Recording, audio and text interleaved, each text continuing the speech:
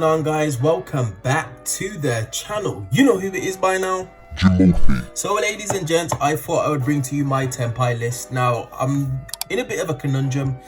I generally like to play rogue decks, and Tenpai definitely at the moment is not a rogue deck. However, I do want to try and get my invite for next season, mainly because I think it's one of my personal goals.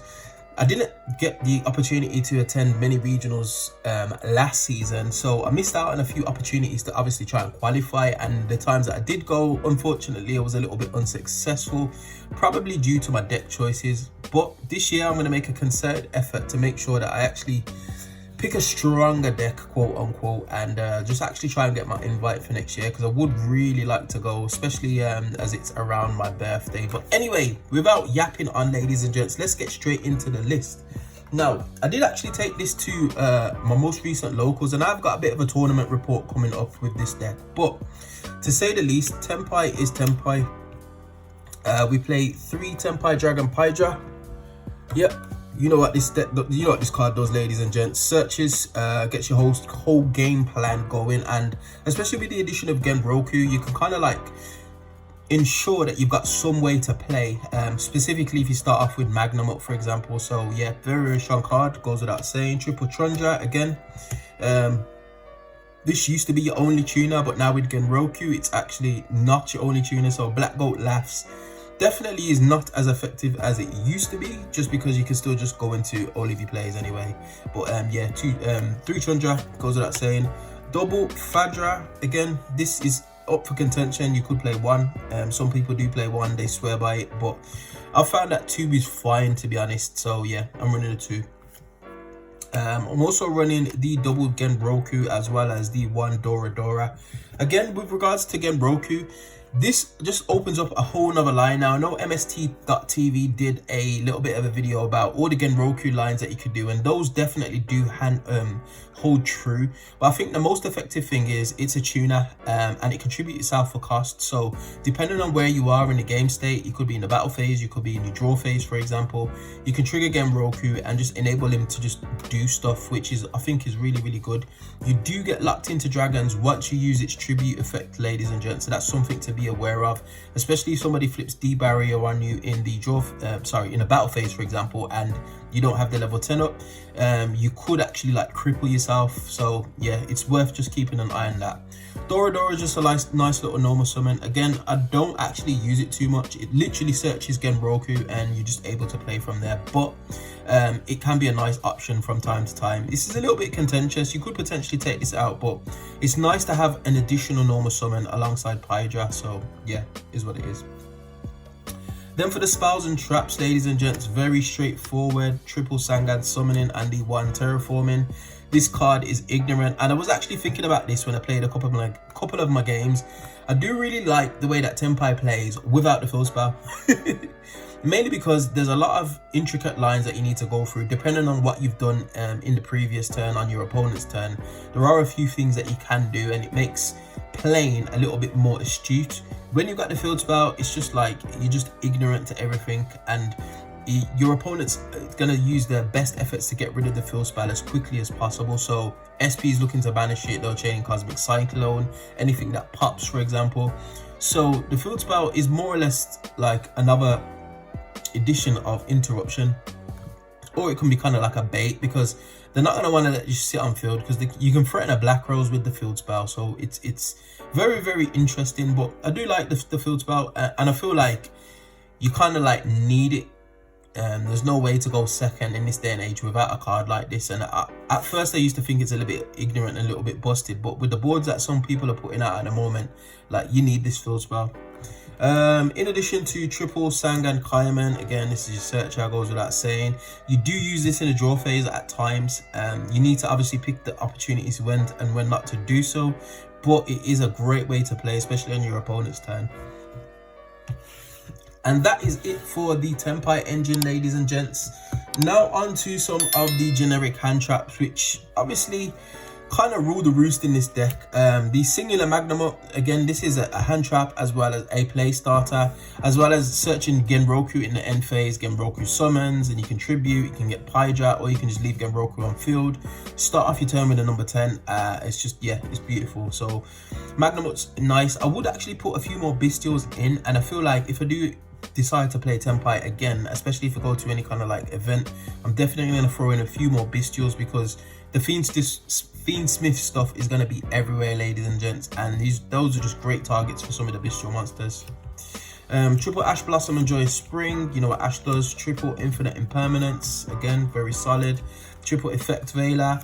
I was having arguments about how effective Effect Veiler was, ironic. However, it's still needed. Effect Negation is solid, especially with Snake Eye still being the format. You want to get rid of the whole effect of Snake Eye Ash, for example. You don't want him on field. You want to allow your opponent to just overextend, and Veiler definitely does help do that. Alongside this card, which is a large reason why I'm playing Veiler as well as Imperm, being able to just nib your opponent on if you see Veiler and nib in your hand, you can more or less let your opponent just do what they want. Crossout Designator is a card which some people are deciding to main now because of so many hand traps. However, if you do see nib and Veiler, or nib and Infinite Impermanence, you're feeling nice, because it represents more or less a board wipe, and it's very, very difficult for your opponent to like extend past that if they've had the inkling that you don't have nib in hand. So yeah, very, very solid.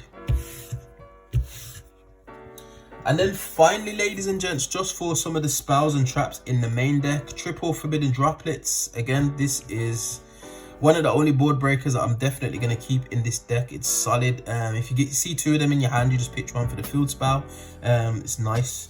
Double Pot of Prosperity. I could play 3. I just don't know where my third one is. I've got 5 copies of Prosp, and I think this is the deck that had the 2 copies in. So yeah, I would put a third Prosp in, ladies and gents. It goes without saying, it's another consistency card. Double Lightning Storm. Lightning Storm and Droplet feels so nice. Yeah, just sending Lightning Storm for cost just feels beautiful after you've activated Lightning Storm. One Change of Heart. This should be Prosp, but I do like this card. Starting off your turn by taking out a Appaloosa, or forcing out a Desiree, or just anything, ladies and gents. I feel it's really, really solid, so I do definitely like that card, as well as the 1 Triple Tactics Talent and the 1 Horde by the Grave. Say no more.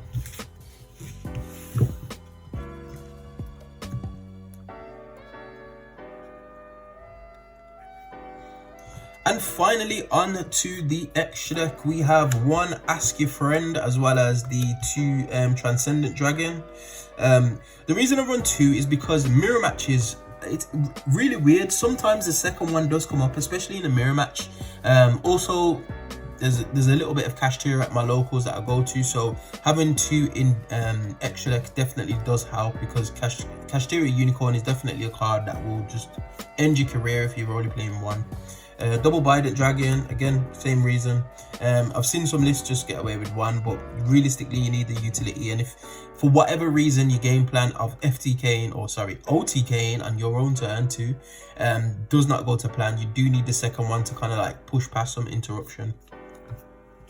1 Odd Eyes Meteor Burst Dragon, this is nice. You definitely need this card alongside, where's he gone? Let me see if I can find him. The Samurai Destroyer. Again, 2 cards that definitely help.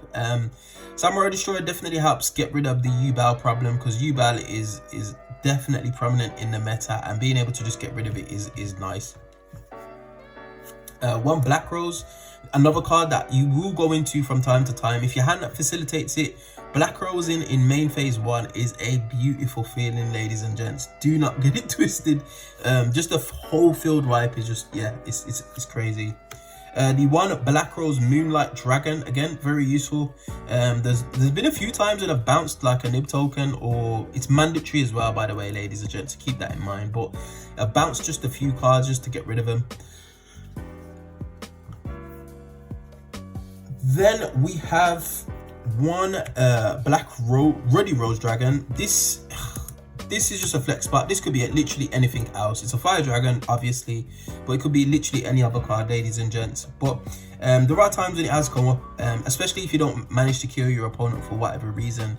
Just getting rid of their whole graveyard, because decks literally play from their graveyard at the moment. Just wiping the whole graveyard feels really, really good. Then the other card that you will seldom go into every now and again, especially if your main game plan fails, is Hieratic Seal of the Heavenly Spheres. Nothing more needs to be said about that. And then we have the one Striker Dragon.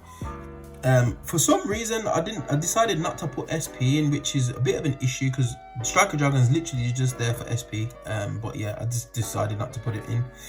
Mainly because I decided to leave in Ruddy Rose and obviously play the Link package, which is the one Promethean Princess, the one World Sea Dragon Zelantis, and the one Raging Phoenix. And that is it, ladies and gents. Nothing too out of the ordinary. It's Tenpai. It does what it does. What I will say is I understand why this deck wins, but I also understand why this deck won't win like a major event, just because the nature of it. Going second is always a dice roll. It's always risky business, and you might just not draw the combination of cards you need to be able to facilitate the deck's game plan, which is just OTKing. It can prove difficult, especially if you're playing through interruption after you've burnt a few hand traps. But what I do like about the deck now is definitely again Roku's edition. Just being able to have another way to play was something that I was really frustrated with when I previously played Tenpai, just because I felt like my hand was getting negged and I wasn't really slowing my opponent down enough for me to be able to play, and then I'll just die to like one hand trap. With the addition of again Roku now, it adds another little layer of like interaction, especially if you decide to like use its tag out effect or you search it off Kaimen. There's a lot of little tricks that you can now do which will enable you to like win the game basically. Now I'm not going to show my side, but I will say that I definitely do have the trap in my side. I haven't used it yet, but once I do, I will definitely let you guys know how I feel about the trap. But yeah. But anyway, if there are any thoughts or opinions on this deck profile, definitely get at me in the comment section below. Always open to advice, and keep tuned to the channel, ladies and gents. I'm definitely going to showcase my tournament report from the last time I took this to locals, so we'll see how that goes. But yeah, we find ourselves at the end of another video. As always, if you did enjoy this content, you know what to do by now. Hit that like button, share, subscribe, all of that beautiful good stuff, and I would definitely see you guys on the next video. Hope you've enjoyed. Peace.